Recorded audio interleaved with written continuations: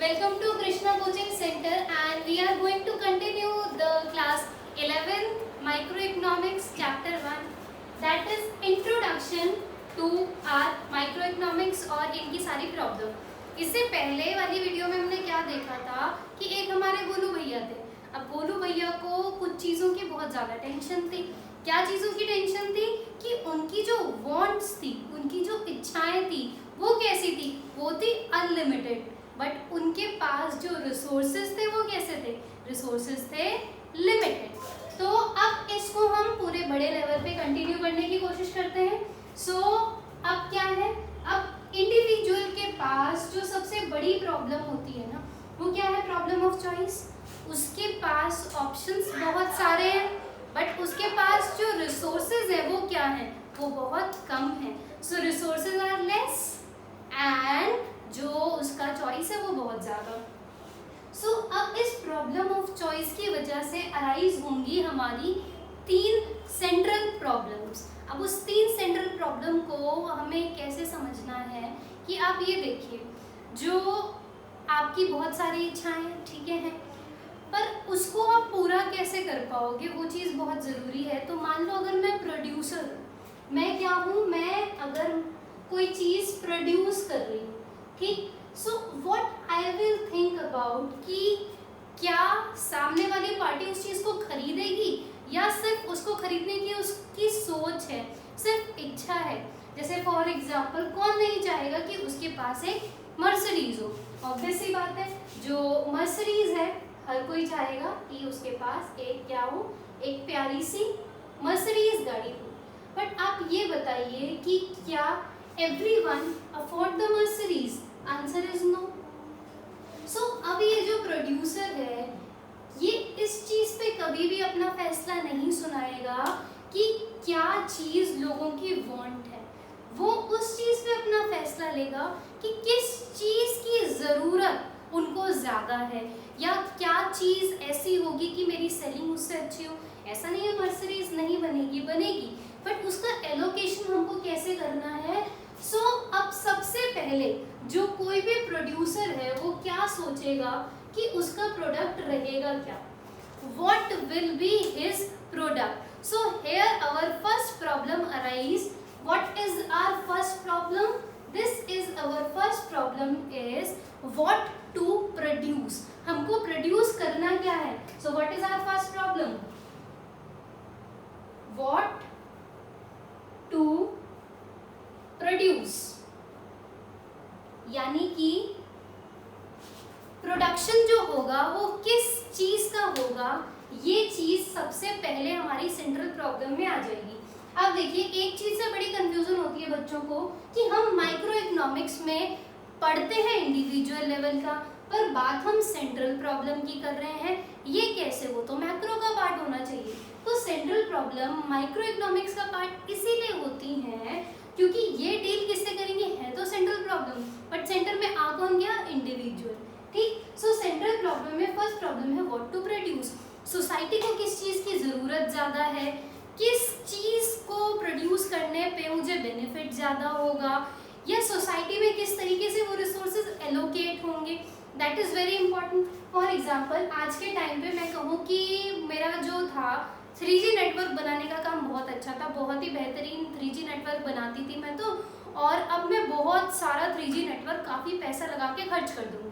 पर क्या आज के 4G के टाइम पे कोई 3G नेटवर्क को खरीदना चाहेगा? नहीं खरीदना चाहेगा।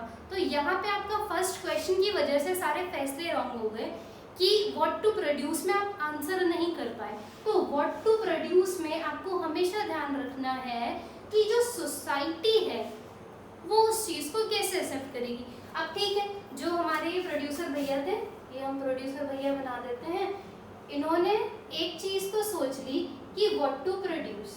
इन्होंने सोचा, मान लो जो आज की रिक्वायरमेंट है, उस रिक्वायरमेंट पे उन्होंने सोचा कि मैं क्या बनाऊंगा, मैं बनाऊंगा 5G नेटवर्क। अब 5G नेटवर्क की ज़रूरत बहुत ज़्यादा है, ऑब्वियस सी बात है। जिस हिसाब से टेक्नोलॉजी एडवांस हो रही है, जो 5G आने की ज़रूरत काफ़ी ज़्यादा है, 5G 6G सब कुछ आता ही रहेगा।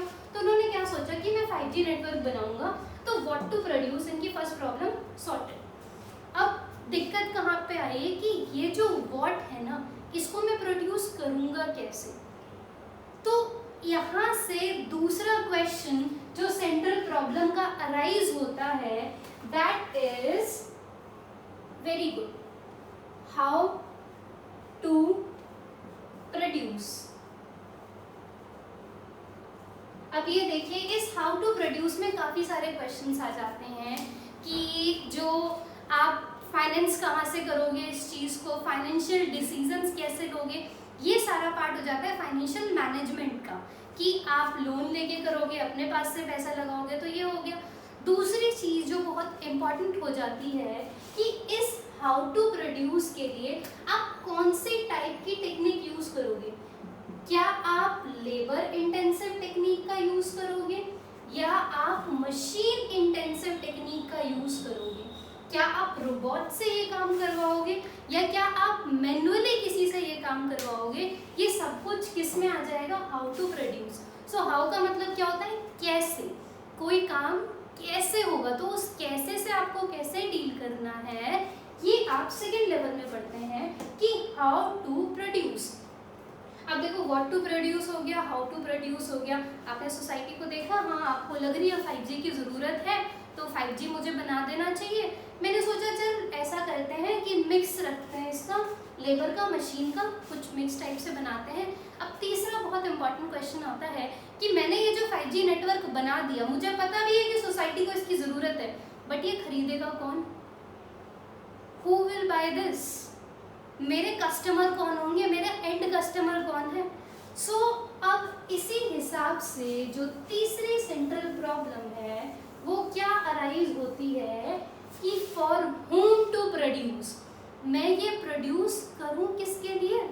सो third question is, sorry the third problem is for whom to produce, यानी कि मेरा कस्टमर कौन होगा, मेरी सोसाइटी कौन होगी, कौन लोग होंगे जो लिटरली इस प्रोडक्ट को बाय करेंगे। So this is what, this is the central problem. अब ये देखिए, इन सेंट्रल प्रॉब्लम की वजह से क्या होता है कि जो भी फैसले लिए जाते हैं सोसाइटल लेवल पे, गवर्नमेंट लेवल पे, इंडिविजुअल लेवल पे, इन सब से कहीं ना कहीं जो होते हैं वो मिक्सड अप होते हैं। अब ये देखिए, इसके अलावा जो अगला टॉपिक हमारा आता है that is production possibility frontier. नाम में बड़ा खतरा सा, खतरनाक सा नाम लग रहा होगा आपको, बट उतना कुछ टफ है नहीं इसके अंदर। सो topic is what, topic is production possibility frontier. Now what is it? अब ये देखो, जो सोसाइटी है उसके अंदर रिसोर्सेज क्या है, स्कार्स हैं, कम है। अब इस स्कार्सिटी की वजह से अगर मैं अपने आप को प्रोड्यूसर समझूं जो रिसोर्सेज प्रोड्यूस कर रहा है, तो now I have to take decisions while concerning many things in my mind. अब वो थिंग्स कौन कौन सी होंगी कि मान लो सोसाइटी में कॉटन की भी ज़रूरत थी और कॉर्न की भी ज़रूरत थी, तो मैं चाहता हूँ कि मैं कॉटन भी प्रोड्यूस करूँ और मैं कॉर्न भी प्रोड्यूस करूँ, कि मैं चाहता हूँ दोनों चीज़ें बिक जाएं। बट अब एज अ प्रोड्यूसर मेरे पास क्या है, जो रिसोर्सेज हैं वो क्या है, लिमिटेड है, रिसोर्सेज क्या है, कम है। तो मैं जानता हूँ कि मैं इतनी सारी चीज़ें जो हैं एक साथ प्रोड्यूस नहीं कर पाऊँगा। अगर इतना ही आसान होता तो सब लोग सब चीज़ की कंपनी लगा लेते, but that is not possible. So production possibility frontier क्या बोलता है कि there is a problem of scarcity of resources, resources की क्या है, कमी है। अब स्कार्सिटी ऑफ रिसोर्सेज के बाद जो प्रॉब्लम आती है उसकी वजह से क्या होगा कि मुझे डिफरेंट कॉम्बिनेशंस सेटअप करने पड़ेंगे जो मैं बना सकती हूँ गुड्स का और सर्विसेज का। अब इसका क्या मतलब है, इसका क्या मतलब है कि मान लो मैं चाहती हूँ कि मैं कॉर्न भी प्रोड्यूस करूँ, मैं कॉटन भी प्रोड्यूस करूँ, बट दोनों ही चीज़ें मैं लगभग बराबर बराबर प्रोड्यूस नहीं कर पाऊंगी। मुझे उसके लिए क्या करना पड़ेगा, अगर मुझे एक प्रोडक्ट बढ़ाना है तो मुझे दूसरे प्रोडक्ट के साथ कॉम्प्रोमाइज़ करना पड़ेगा। मुझे दूसरे प्रोडक्ट का अगर मुझे प्रोडक्शन बढ़ाना है तो मुझे पहले प्रोडक्ट के साथ कॉम्प्रोमाइज़ करना पड़ेगा, क्योंकि हम मान के चलते हैं कि एक प्रोड्यूसर के पास एक लिमिटेड सेट ऑफ रिसोर्सेज है। ठीक, एक लिमिटेड सेट ऑफ रिसोर्सेज होने के बाद जो प्रोड्यूसर है उसके पास एक लिमिटेड टेक्नोलॉजी है, लिमिटेड लेबर वगैरह सब कुछ लिमिटेड है। अब उस लिमिट के साथ उसको ये फैसला लेना है, तो उस फैसले की वजह से डिफरेंट मिक्सेस बनते हैं। अब इनको क्या बोल देते हैं, डिफरेंट मिक्सेस। क्या बन जाएंगे, डिफरेंट मिक्सेस। मिक्सेस किसके, मिक्सेस होंगे आपके किसी ना किसी गुड्स या फिर सर्विसेज के। अब ये जो मिक्सेस है इसमें हमें किस चीज का ध्यान रखना है, with the given set of technology and resources, कि उस particular given set of technology, उस particular given set of resources में मुझे ये फैसला लेना है कि मैं इनके साथ क्या बना पाऊंगी। If I take an example, मान लो मैं पॉसिबिलिटी बनाऊंगी कि जो पॉसिबिलिटी है वो क्या क्या हो सकती है। सो मैंने माना कि मुझे दो चीज़ें प्रोड्यूस करनी है। एक मैं चाहती हूँ कि मेरा जो है वो कॉर्न प्रोड्यूस हो, और दूसरा मैं चाहती हूँ कि मेरा कॉटन प्रोड्यूस हो। अब अगर मैं ए लेवल पे बात करूँ, ए लेवल पे मैंने अपनी सारी चीज़ों को क्या करा, स्टडी किया, सारी चीज़ों को समझा जाना। तो मैंने क्या देखा कि अगर मैं 10 यूनिट, अब 10 यूनिट ये कुछ भी हो सकती है, किलो, क्विंटल, एनीथिंग, तो अगर मैं 10 यूनिट कॉटन बनाती हूँ ना अपने इस given set of technology and resources के साथ, तो मैं कौन जीरो ही बना पाऊंगी। As a producer I know कि कितने रिसोर्सेज लगेंगे, कब उनकी ज़रूरत है, किस चीज़ पर मैंने ये डिसीजन लिया है। तो मैं इस डिसीजन पे पहुंची, मेरी सारी टीम इस डिसीजन पे पहुंची कि अगर आप 10 यूनिट कॉटन बनाओगे ना तो कौन आप जीरो बना पाओगे। मैंने कहा चलो बी पे जंप करते हैं। तो जब मैंने सोचा कि चलो ठीक है, बी पे मैंने कॉटन में थोड़ा सा कॉम्प्रोमाइज़ कर दिया। मैंने कहा बजाय 10 यूनिट ऑफ कॉटन के अगर मैं 7 यूनिट ऑफ कॉटन बनाऊँ तो कितना बन जाएगा। तो उन्होंने कहा कि अगर आप 7 यूनिट ऑफ कॉटन बनाओगे ना तो कॉर्न आप मान के चलो 2 यूनिट्स बन जाएगा। मैंने कहा अच्छा चलो ठीक है। सो थर्ड लेवल पे अगर मैं गई, मैंने कहा कि चलो सी लेवल की हम बात करते हैं। तो सी लेवल पे अगर मैंने इसमें और थोड़ा कॉम्प्रोमाइज़ कर दिया, मैंने क्या कहा कि मैं जो है ना मैं 4 ही यूनिट कॉटन बनाऊंगी, तो मेरा कॉर्न कितना बन जाएगा। तो उन्होंने कहा जी 3 यूनिट आपका कॉर्न बन जाएगा। तो मैंने कहा कि अगर मैं मान लो 0 कर दूं कॉटन को, तो उन्होंने कहा फिर भी आपके कॉर्न जो है वो कितने यूनिट बन पाएंगे, 4 यूनिट बन पाएंगे। तो ये डी वाली पॉसिबिलिटी हो गई। सो ये क्या है, ये एज अ फर्म, मैं अपने आप को यहाँ इंडिविजुअल नहीं देखूंगी, यहाँ पे मैं अपने आप को फर्म इमेजिन कर रही हूँ। तो as a firm, as a producer, अगर मुझे 10 यूनिट ऑफ कॉटन बनाना है ना तो मैं एक भी कॉर्न नहीं बना पाऊंगी। तो ये क्या होता है, ये डिफरेंट कॉम्बिनेशंस होते हैं।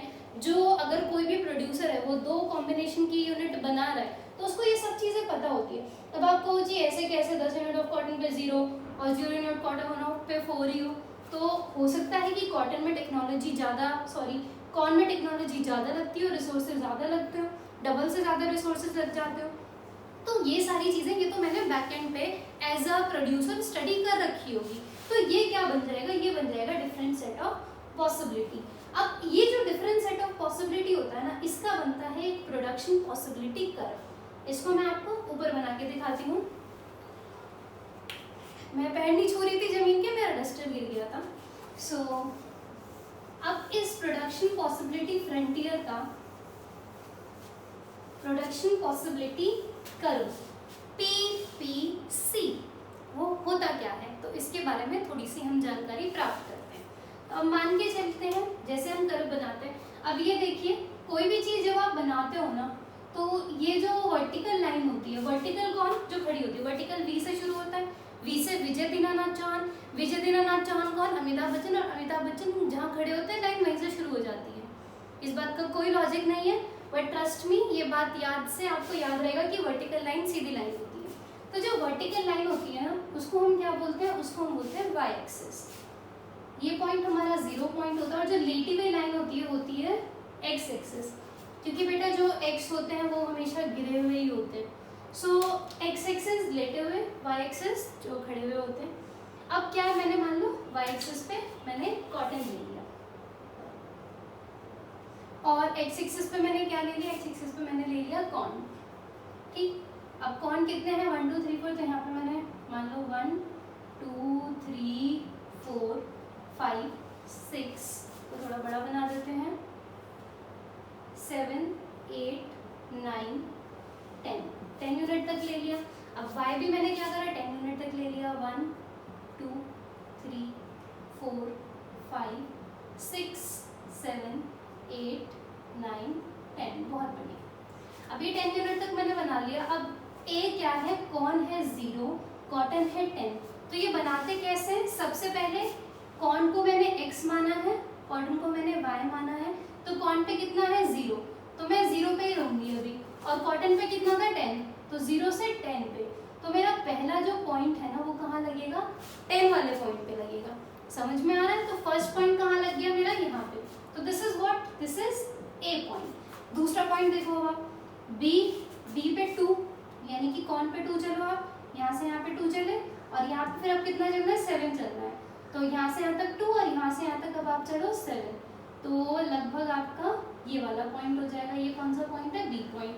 सी पे चलो आप, 3 चलोगे और 4 चलोगे, तो एक्स एक्सिस पे 3 चलोगे और वाई एक्सिस पे कितना चलोगे आप, 4 चलोगे, तो लगभग ये वाला पॉइंट सी पॉइंट। और डी पॉइंट क्या कह रहा है कि एक्स पे 4 चले और वाई पे कितना चले, 0 चले, तो ये वाला हो जाएगा आपका डी पॉइंट। इसे आप 5 तक भी बना सकते थे, कोई वैसी परेशानी नहीं है। अब मैंने क्या करा, इस A B C D point को मैंने जोड़ दिया।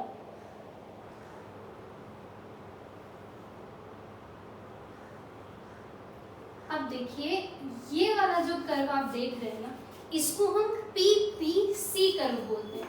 What we call it, PPC ही बोलते हैं, क्योंकि PPC का फुल फॉर्म भी प्रोडक्शन पॉसिबिलिटी कर्व होता है। कुछ लोग इसे PPC कर्व बोल देते हैं, फिर तो प्रोडक्शन पॉसिबिलिटी कर्व हो जाएगा ना, 2 बार कर्व थोड़ी है। तो ये क्या है, PPC कर्व है। अब इसको क्या करना है, इसको आपको स्टडी करना है। बना तो लिया हमने, बट इसका मतलब क्या है, इसका मतलब क्या है कि जो बेस्ट एक्सेस है आपका किसी भी प्रोडक्शन का, यानी कि जो most viable most reliable production होगा ना, वो आपका इसी किसी लाइन पे होगा।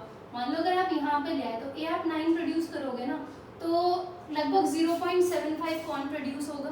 तो इसको आपको क्या करना है, स्टडी करना है। अब आपको समझ के चलना है कि ये जो पूरा पॉइंट है ना, यही मेरा पूरा का पूरा जो पॉइंट है वो डिसाइड कर रहा है कि मेरा प्रोडक्शन कहाँ पे किस लेवल पे हो रहा है। अब देखो अगर मान लो कोई पॉइंट इसके अंदर है, इसका क्या मतलब है, अगर कोई भी पॉइंट इसके अंदर है ना बेटा, तो इसका मतलब है कि जो प्रोडक्शन कैपेबिलिटीज है ना, जो भी आपकी प्रोडक्शन कैपेबिलिटीज हैं, दे आर नॉट यूटिलाइज्ड।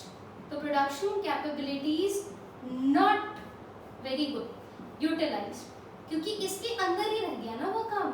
आप क्या कर सकते हैं, आप यहाँ पे इस लाइन तक पहुंच सकते थे, बट आप इस लाइन तक पहुंच ही नहीं पाए, आप पीछे रह गए। तो पीछे का मतलब क्या है कि जो आपकी प्रोडक्शन पॉसिबिलिटीज है ना, वो यूटिलाइज ही नहीं हो पाई है। अब मान लो फॉर सम रीजन किसी ने कहा, कोई बिल्कुल ही विष्णु भगवान से वरदान लेके आया था, वो कोई ऐसा पॉइंट लिया जो इसके बाहर की साइड हो गया, तो अब ये क्या है, तो इसका मतलब क्या है, जो भी आपकी प्रोडक्शन कैपेबिलिटीज थी ना, you used it in an excess way, आपने इसको बहुत ज्यादा वे में यूज कर लिया है। अब उससे देखो फायदा एक बार को दिखेगा, बट बाद में हो सकता है नुकसान हो रहा। एक मशीनरी 10 घंटे चल सकती है, आपने कहा नहीं 15 घंटे चलाएंगे, 1.5 गुना प्रोडक्शन लेके आएंगे, वाह। सो यहाँ पे क्या है, जो आपका प्रोडक्शन कैपेबिलिटीज एक्सेस में, तो बट ये अल्टीमेटली क्या करेंगी, आपको नुकसान कर सकती है। जो लेबर बेचारी 8-10 घंटे काम कर सकती है, आप उससे किसी भी तरीके से 15-15 घंटे काम करा रहे हो, 13-14 घंटे काम करा रहे हो, तो एक बार को तो आपको फायदा नजर आएगा, but for future value it is not good. तो किसको बेस्ट माना जाता है, जब आप इस कर्व पे ही रहते हो। दूसरा, ये जो कर्व होता है ना, ये कैसा नेचर का होता है, ये आपने देखा होगा कहीं कहीं लिखा है कि दिस कर्व इज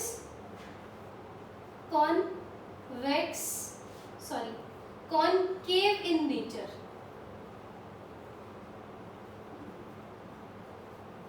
अब देखो ये वाला जो कर्व है इसको आप क्या बोलते हो, इसको आप कॉनकेव बोल देते हो। तो ये कर्व कॉनकेव कैसा है, क्योंकि इसको आप जीरो के पॉइंट से देखते हो और जीरो के पॉइंट से कैसे जा रहा है, ऐसे अंदर की साइड जा रहा है।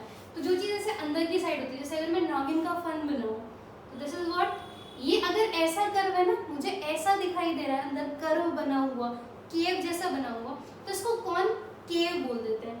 तो this is what, this is concave in nature. Convex क्या होगा कि अगर मुझे जैसे नागिन का पीछे वाला साइड दिखाई देगा तो वो क्या है, वो कॉन्वेक्स हो जाएगा। तो कॉनकेव क्या है, जब आपको यू की साइड से ऐसे केव वाला लुक दिखाई दे रहा है, ऐसे अंदर के जैसा लुक, तो that is what, that is concave in nature. तो ये प्रोडक्शन पॉसिबिलिटी का कॉनकेव इन नेचर होता है। इसके इनसाइड पॉइंट है तो प्रोडक्शन कैपेबिलिटीज को यूटिलाइज नहीं किया गया पूरी तरीके से। इसके बाहर है तो आपने क्या करा है, कुछ एक्सेस वे में ही उसको यूटिलाइज कर लिया है। So let's keep this part by now. इसके अगले पार्ट में हम कवर करेंगे, छोटे से पार्ट में, अपॉर्चुनिटी कॉस्ट क्या होती है। That is very very very important for your examination point of view, plus जो आपकी इकोनॉमिक्स की नॉलेज है उस पॉइंट ऑफ व्यू से। सो आप इसका स्क्रीनशॉट ले सकते हैं।